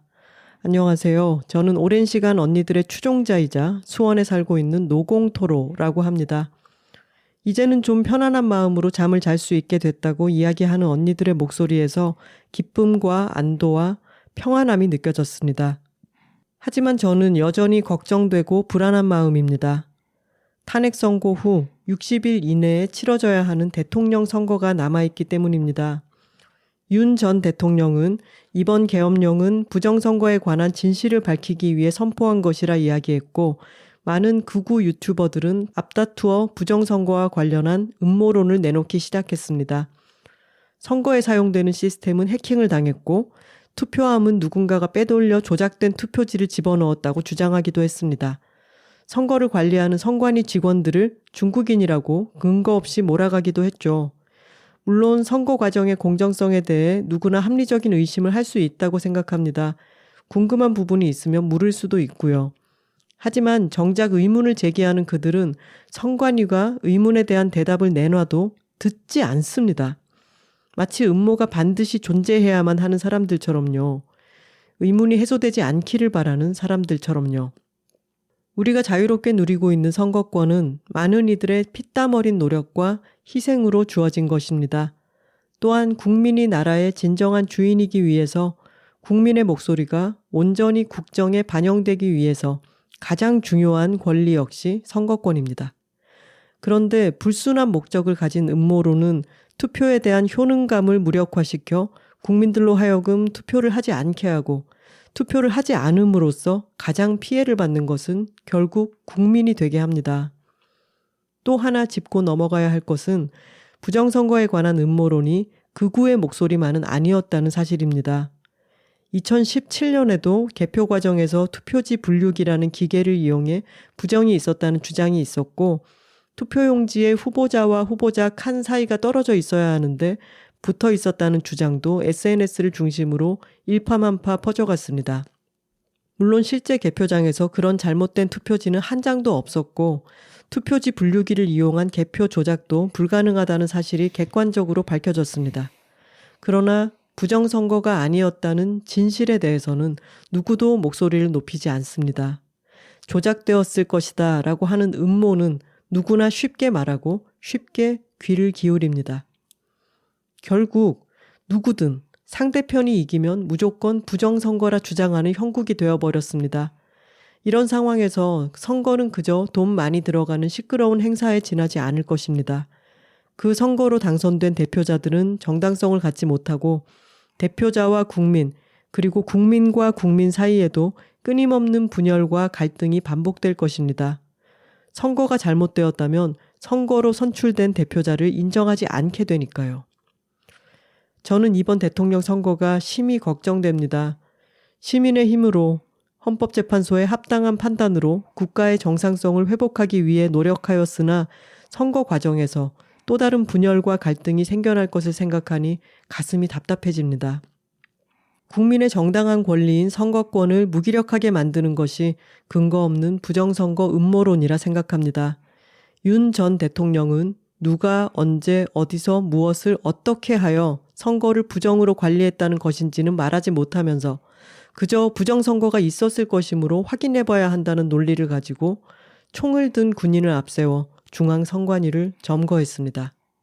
어디에 쓰일지 모를 케이블 타이와 안대와 야구방망이를 챙겨서 말입니다. 의심은 끝이 없습니다. 사전투표 투표함을 빼돌릴지도 모른다고 의심하여 투표함 보관 장소에 CCTV를 설치해서 24시간 공개하고 있는 것으로 압니다. 그러나 CCTV를 설치하고 나니 녹화 영상이 조작된 것이라는 얼토당토하는 주장을 또 하고 나섭니다. 부정선거론자들이 질타하고 있는 선거관리위원회 직원이 3,000명 정도 되는 것으로 압니다. 그들 또한 저마다의 생각이 다르고 투표하는 정당도 다르겠죠. 그런데 그들이 한마음 한뜻으로 뭉쳐 특정 정당을 위해 부정선거를 저지른다는 것이 현실적으로 가능할까요? 실제로 투표나 개표를 관리하는 사무원들은 대다수 선관위 직원이 아닌 것으로 압니다. 지방 공무원들이나 은행 직원, 일반인도 함께 그 업무를 수행하는 것으로 압니다. 개표 관리에는 무려 7만 6천여 명의 인력이 관여한다고 하네요. 그야말로 각계각층의 사람들이 서로가 서로를 지켜보며 투표와 개표 관리를 합니다. 그런데 어떻게 부정을 저지를 수 있다는 말인지. 하지만 늘 그럴싸한 과학, 통계와 같은 근거 아닌 근거를 내세우며 부정이라 몰아붙이죠. 톡토로 여러분, 기억하셨으면 좋겠습니다. 내 권리는 내가 지켜야 한다는 것을요. 우리 권리를 부정선거 음모론을 주장하는 이들로 인하여 빼앗기지 않았으면 좋겠습니다. 또한 탄핵 이후는 상대방을 질타하고 몰아붙이기보다는 서로를 인정하고 보듬어서 함께 나아가야 합니다. 이제부터는 화합의 시간이기 때문입니다. 서로 지지하는 대상이 달라도 끝없이 분열하고 대립만 해서는 앞으로 나아갈 수 없습니다. 나와 생각이, 목소리가 다르더라도 존중하고 타협하고 대화해야 합니다. 그것이 민주주의입니다.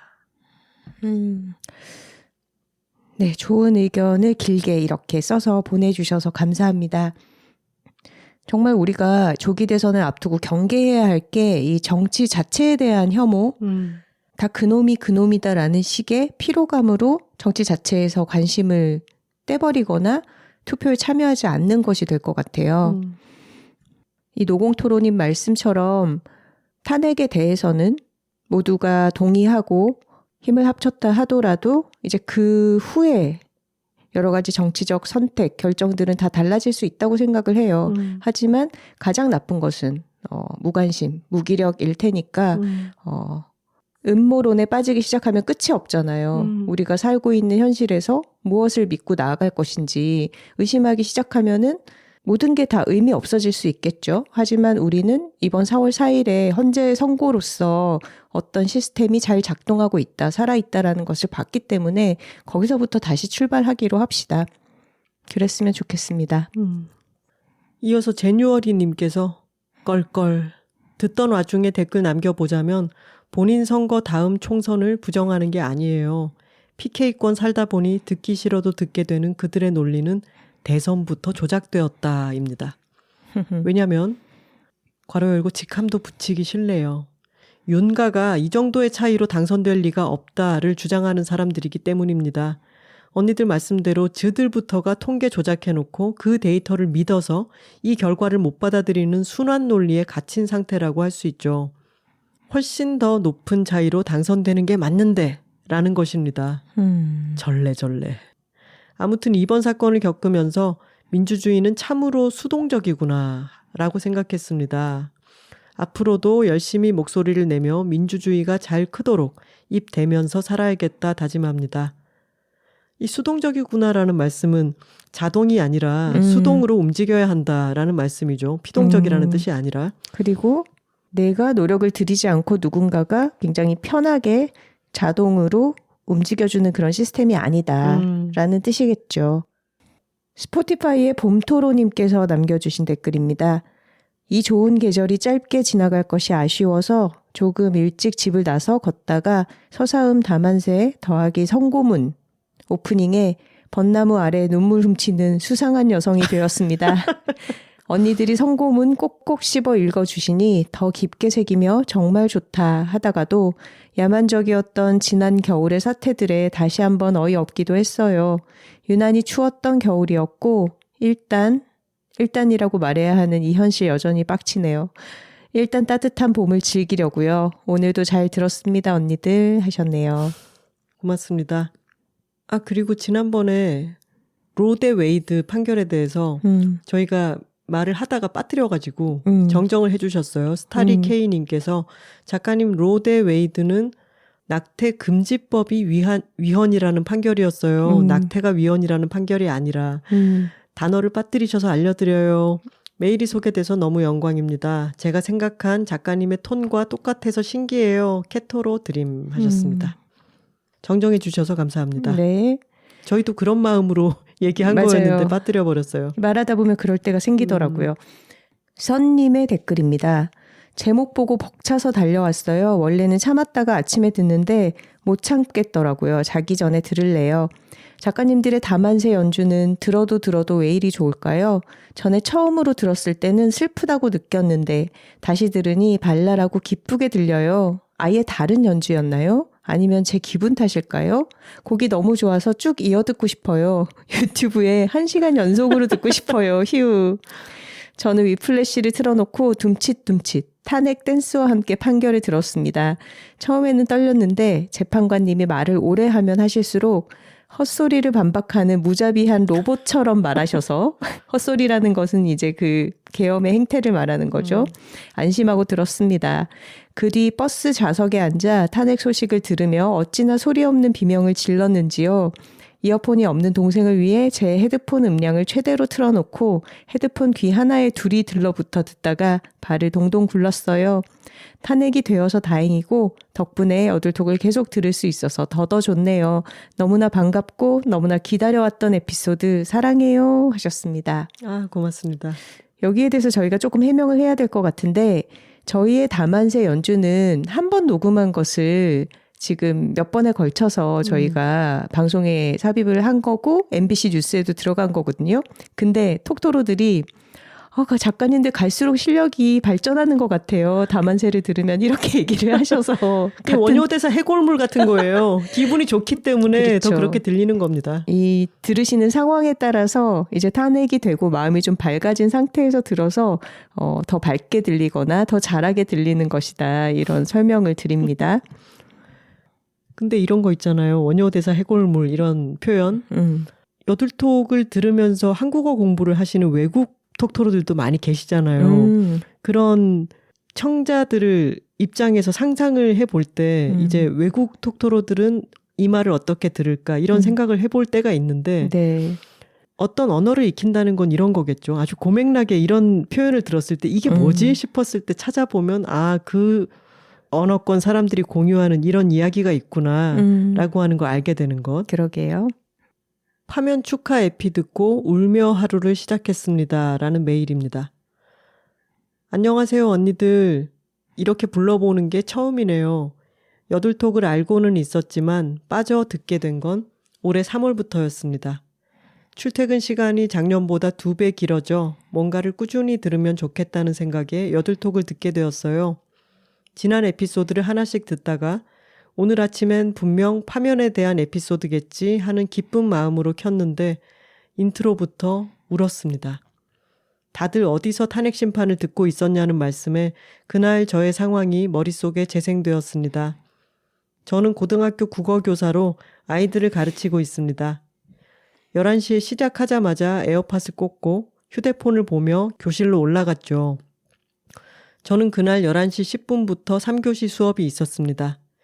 이 역사적인 순간을 아이들과 함께하면 좋겠다 생각했지만 경기도 교육청은 오전 10시쯤 교육의 중립성 및 공직선거법을 근거로 생중계 시청은 적법한 절차 이후에 실시하라는 공문을 내려보냈기에 교실 TV로 보여주는 것이 어려운 상황이었습니다. 교실에 들어가니 아이들은 이미 자신들의 휴대폰과 패드로 생중계를 보고 있었고 저에게 TV로 틀어달라고 했지만 혹여나 민원이 발생할 것이 걱정된 저는 그건 어렵다고 했습니다. 하지만 자발적으로 시청하는 너희들을 막을 이유는 없을 것 같다며 너희들 정말 민주시민이구나 라고 했습니다. 판결문을 하나하나 읽어 나가실 때 같이 지켜보던 아이들도 무언에 공감을 하며 긍정적인 결론을 예상했었지요. 마침내 파면이라는 결정이 내려졌을 때 저는 온 학교가 함성에 휩싸일 줄 알았는데 생각보다 꽤나 조용했습니다. 여기서 1차 충격이 있었고요. 두 번째 충격은 같이 지켜보던 학생 중 한 남학생이 머리를 싸매고 괴로워하는 모습이었습니다. 이건 아니지! 라며. 다른 아이들 말에 따르면 그 학생은 완전 보수라고 하더라고요.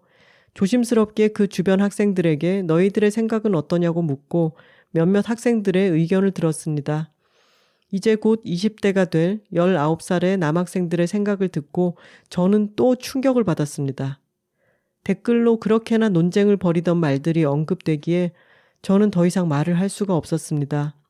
여기에 그 내용을 자세히 전할 수는 없지만 탄핵 집회에 왜 2030 여성들이 많이 참여했는지가 현실로 와닿았다고나 할까요?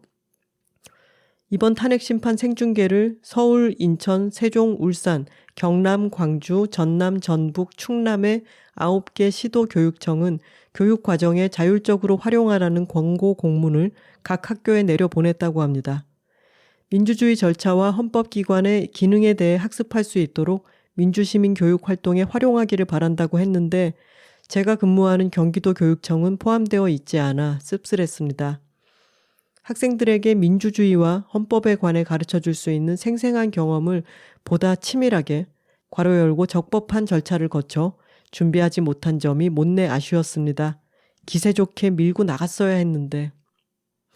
언니들, 시린 겨울을 지나 봄을 맞이했고 많이 늦어졌지만 좋은 소식으로 진정한 봄이 된 기분입니다. 작년에 아이들과 수업했던 이육사의 광야라는 시가 떠오르네요. 다시 천고의 뒤에 백마 타고 오는 초인이 있어 이 광야에서 목 놓아 부르게 하리라.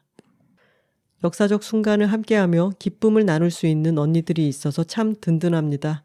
감사합니다. 딴뚝토로 드림. 이 이육사의 광야는 저희가 학교 다닐 때도 꼭 배우던 아주 유명한 시잖아요. 이 초인 자리에 괄호를 비워놓고 쓰는 주관식 문제가 나왔던 맞아요. 시험 기억이 나네요. 네. 근데 거기 이제 초인이 생각이 안 나서 뭐 여러 가지 기상천외한 영웅 뭐 이런 답변들이 있었던 생각이 나는데 정말 이번 겨울을 겪으면서는 이 초인이 한 명의 강력하고 초월적인 힘을 가진 존재라기보다는 정말 다양한 시민에 단결된 힘이야말로 초인적인 어떤 존재가 아니었나 그런 생각을 하게 됐어요. 맞습니다. 딴뚝 토로님께서 메일을 하나 더 이어서 보내주셨어요. 그러면서 교육 현장에서 실무자로서 학생들과 교과서 바깥의 사회에 대한 아주 다양한 생각들을 대화를 나누고 싶은데 그게 얼마나 힘든지 어려운지에 대해서 좀 고민을 토로를 해주셨어요. 학생들이 이렇게 질문을 던진다고 해요. 선생님은 왼쪽이 좋냐 오른쪽이 좋냐? 선생님은 1번이냐 2번이냐? 이런 것을 묻기도 한다고 하고 대통령을 누구를 뽑을 거냐라고 질문을 하면서 이제 고3 학생들 가운데 생일이 빠른 학생들은 조기 대선에 투표권도 가지게 된다. 이런 얘기도 적어주셨습니다. 근데 참 쉽지 않을 것 같기는 한데 학생들이 선생님에게 마치 사상 검증을 하듯이 이렇게 1번이냐 2번이냐 이런 질문은 좀 선생님도 다 답을 하지 않는 게 나을 수도 있을 것 같아요. 하지 않는 게 낫죠. 그렇죠. 그리고 학생들이 어떤 생각에 대해서 정말 토론을 하는 게 아니라 선생님을 검증하려고 드는 이런 식이 되어서는 곤란할 것 같고 뭔가 흑백 논리로 이거 아니면 이거다라고 갖고 있는 생각에 대해서는 그들의 그런 기준 자체를 더 넓혀주는 쪽으로 대화를 해나가면 좋겠다는 생각도 드는데 참 쉽지 않으실 것 같아요. 그리고 페미니즘에 대해서 이 페미라고 하는 두 글자가 교실에서 어떻게 쓰이고 있는지 남녀가 섞여 있는 교실에서 여학생들은 정치색이나 자신의 가치관을 거의 드러내지 않습니다. 오히려 남학생 무리들이 모여서 페미니, 여신이 이런 단어를 사용하며 키득거리지요. 참 선생님들도 너무 고민이 많이 되겠어요. 그러니까요. 저희가 답변을 드리기에는 어려운 문제이고 참 고충이 크시겠다를 짐작할 따름인데 스포티파이에 달린 댓글 하나를 약간은 분위기가 달라서 읽어보겠습니다. 김은혜 님께서 어휴 이렇게 명징한 주문을 전 제대로 못 들었네요.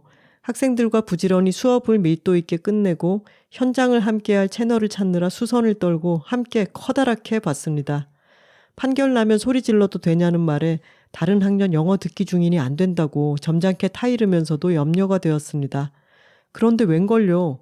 다들 헙 하며 소름과 전율 속에 아무 소리도 낼 수 없었어요. 여러 생각과 감정들이 뒤섞인 얼굴들을 보며 이것이 우리나라의 민주주의라는 저의 말에 4월 4일 11시 22분 운율이 지렸다고 답하는 아이들 덕에 마음 편히 빵긋 웃었습니다. 이 순간 또 얼마나 많은 시인들이 작가들이 작품을 쓰시겠냐며 역사적인 순간에 우리 함께 있었다는 거 기억하겠다고 말하고 교실을 나왔습니다. 이제 6월이 기다려집니다. 이 김은혜 님께서는 아까 딴뚝 토로님이 얘기를 해주셨죠.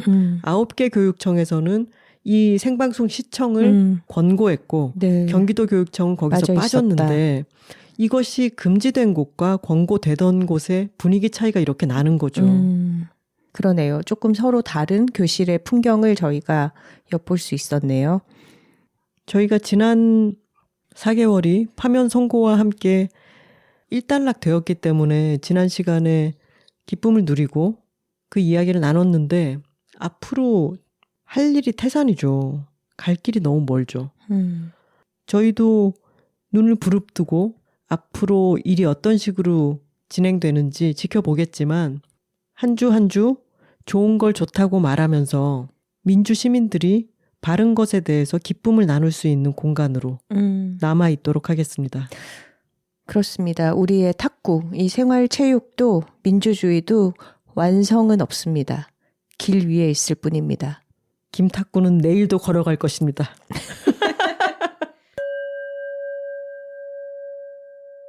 좋은 걸 좋다고 말하기 여둘톡 144화는 김탁구의 생애 첫 탁구대회 참가기였습니다. 톡토로 뒤에는 여둘톡이 있고 여둘톡 뒤에는 톡토로가 있습니다. 저희는 다음 주에 새로운 주제로 돌아오겠습니다. 화요일입니다. 감사합니다.